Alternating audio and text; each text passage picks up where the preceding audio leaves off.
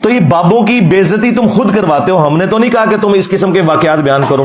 اور تمہارے جو باپا جانی ہیں وہ جب کرامت یہ بتائیں گے کہ ایک دعوت اسلامی کے مفتی صاحب کی قبر پہ ایک مدنی قافلہ جب گیا تو اندر سے قرات کی آواز سنائی دے رہی تھی مفتی دعوت اسلامی کی بارگاہ میں.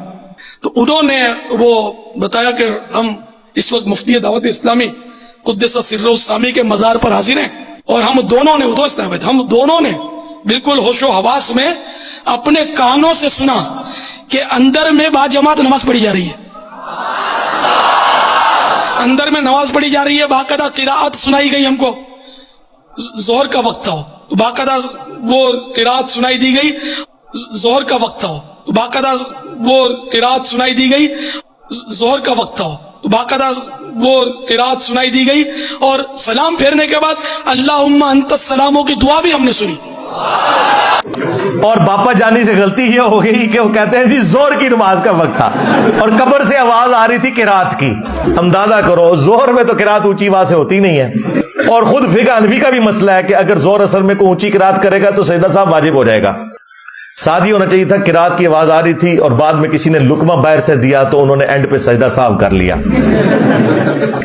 اور دیکھے وہ ریکارڈنگ کرنے والوں نے ریکارڈ کیا اور کسی بیوقوف کا بھی دماغ نہیں اس طرف گیا، عقل مندوں کا تو جانا ہی نہیں تھا، بیوقوفوں کا چلا جاتا کہ اللہ کے بندو اس میں تو اس نے زور کے نماز کا نام لے لیا، ویسے جنرل بات کر دیتا تو یہ کہانی چل جاتی. اس سے پتا چلا کہ یہ ٹیکنیکل جو خرابیاں بیچ میں چھوڑتے ہیں نا اس کی وجہ سے ہمیں پتا چل جاتا ہے یہ کہانیاں گھڑتے ہیں بیٹھ کے.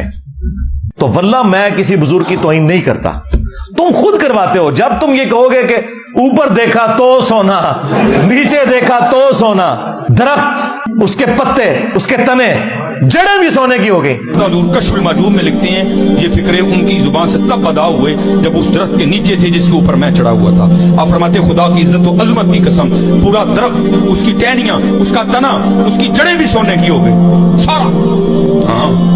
سارے سونے کا ہو گیا. اب وہ جو ہے نا وہ مٹی اٹھانے کے لیے نیچے ہوا تو نیچے دیکھا تو زمین سونے کی، زمین سونے کی. یہ کیا ہوا؟ دائیں دیکھا تو سونا، بائیں دیکھا تو سونا، آگے دیکھا تو سونا، پیچھے دیکھا تو سونا. اب بابا جی نے کام کیا تھا، کیوں نہیں مٹی دیا ٹیما پھڑان دیا اور کہتا حضور کہاں سے پکڑاؤں، مٹی ہے نہیں، جہاں تک نظر جاتی سونا ہی سونا ہے. اب وہ واقعہ اگر کشف المحجوب میں علی حجویری صاحب نے لکھ دیا ہے تو اللہ کے بندو واللہ عالم انہوں نے لکھا ہے نہیں لکھا، انہوں نے بھی لکھا تب بھی اللہ کے بندو یہ پاسبل ہے؟ مجھے بتاؤ، اللہ سے ڈر جاؤ. جب یہ جھوٹ تم بولو گے تو پھر ہم تم سے نہیں پوچھیں گے کہ یار اب وہ بزرگ کدھر گئے ہیں. اور اس سے بھی بڑھ کر کیا صحابہ کرام کو یہ کرامت نصیب تھی؟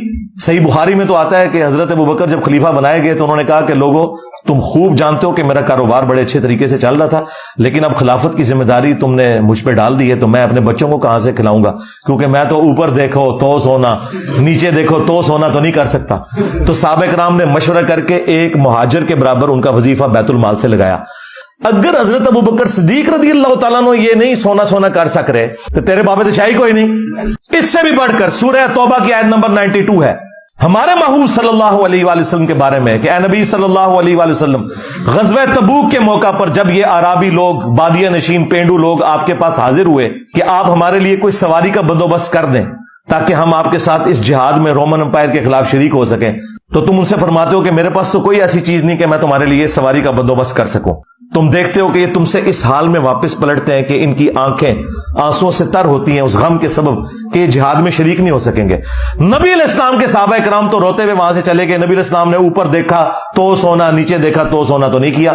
وہ تو جامع ترمذی میں آتا ہے کہ حضرت عثمان غنی رضی اللہ تعالیٰ عنہ نے اپنے مال میں سے سونے کے دینار اور ساز و سامان دیا غزوہ تبوک کے موقع پر. انہوں نے بھی سونا بنایا نہیں تھا، محنت سے کمایا ہوا تھا. اس سے بھی بڑھ کر سورہ بنی اسرائیل میں 9 معجزات تھے جو نبی علیہ السلام سے کافر کہتے تھے کہ آپ کر کے دکھائیں گے. ان میں سے ایک یہ سونے والا بھی تھا. اس کا سونے کا کوئی گھر بن جائے، اوپر دیکھو تو سونا، نیچے دیکھو تو سونا ہو جائے. تو اس کے جواب میں کہا گیا نبی تم فرما دو کہ میں بشر ہوں، رسول ہوں، یہ میرا کام نہیں ہے کہ یہ معجزات میں خود سے دکھا سکوں. تو مجھے بتاؤ کہ اگر قرآن میں نبی علیہ السلام کی نبوت سٹیک پہ لگ جاتی ہے نعوذ باللہ اس حوالے سے کہ کافر ان کے اوپر یہ ڈیمانڈ رکھ دیتے ہیں اور اللہ تعالیٰ وہ ڈیمانڈ بھی پوری نہیں کرتا کہ بھئی ایسا نہیں ہوگا، اللہ چاہے گا تو ہوگا، کہ اس کا سونے کا گھر ہو، تو اگر نبی کے غلام یہ سارے کام کر لیتے تھے تو نبی علیہ السلام کے کیس میں کیوں نہیں ہوگا؟ دنیا بقدر ایفٹ ہے یار. اس لیے یہ قرآن و حدیث ڈائریکٹ نہیں پڑھنے دیتے, کہتے ہیں تم گمراہ ہو جاؤ گے, یعنی کہ راستے پہ آ جاؤ گے. تو جب تم اس قسم کے جھوٹے واقعات کو دین بنا کے پیش کرو گے تو پھر تو ہم یہ کہیں گے. اور دیکھیں کہ وہ پاپا جانی جو ہے ان کو بھی یہ کہہ رہے کہ جی میرے لیے دعا کریں, تو وہ باپا جانی بھی آگے سے کہتے ہیں کہ میں بھی آپ کے کلپ دیکھتا رہتا ہوں. بالکل باپا جانی کو دیکھنا چاہیے تھے. السلام علیکم ورحمۃ اللہ وبرکاتہ. وعلیکم السلام ورحمۃ اللہ. یاکوٹ سے محمد سلیمان مصباحی. بس دعا فرما دیں یار کے دروازے پہ زندہ رہیں اور یار کے دروازے پہ موت آئے. سبحان اللہ, آمین. یہ جو یار بدلنے والا معاملہ ہے اللہ اس سے بچا لے. ماشاء اللہ, آمین. ماشاء اللہ, ماشاء اللہ. آپ کی آواز سن کر ہی سبحان اللہ کی آواز میری توجہ گئی. اللہ آپ کے علم و عمل میں برکتیں دے. آپ کے کلپ میں نے سنے ہیں, آپ کے کلپ میں نے سنے ہیں, آپ کے کلپ میں نے سنے ہیں. ماشاء اللہ, بارک اللہ فیکم. وہ اس تو وڈے کہانی بعد میں ظاہر ہے, کیونکہ مجھے تو اس کا فرسٹ ہینڈ نالج اس لیے ہے کہ میں نے اپنی جوانی کے 10 سال اس جماعت کو دیے میں. میٹرک کی لائف سے لے کے انجینئرنگ یونیورسٹی کے فارغ ہونے تک گرین پگڑی باندھی ہوئی ہے. باپا جانی کے گھر بیٹھ کے ان کے ساتھ ایک پلیٹ میں کھانا کھایا ہوا ہے 1999 میں.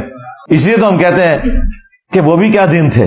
ہاں ہم بھی ایک جن تھے, آج ہم دیو ہیں, جنوں کے بھی پیو ہیں, ہاں بلکہ دیو کے بھی پیو ہیں, اور یہ دیوبند والا. ہاں اور یہ اس سے مراد آپ نے وہ والا پیو نہیں لینا, میں علمی طور پہ باپ کی بات کر رہا ہوں, اس میں یہ بگوٹن والا وہ سلسلہ نہیں ہے. ہاں جی یہ وہ والا ہے.